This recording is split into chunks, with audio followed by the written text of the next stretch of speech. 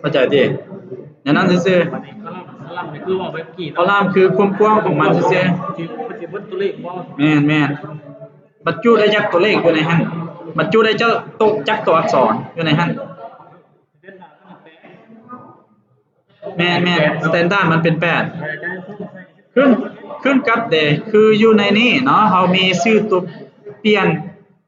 1 2 3 4 5 6 7 8 9เนาะมี9มันจะเพิ่มเป็น12ให้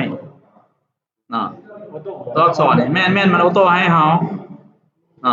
อันนี้1 2 3 4 5 6 7 8 9เนาะ9ตัวมันเพิ่มเป็นสเปซให้มันออโต้ให้เนาะซึ่งนี่ชื่อนี่นะ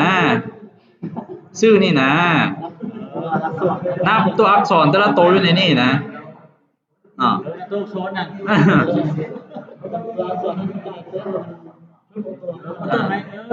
บางทีก็แนวนั้น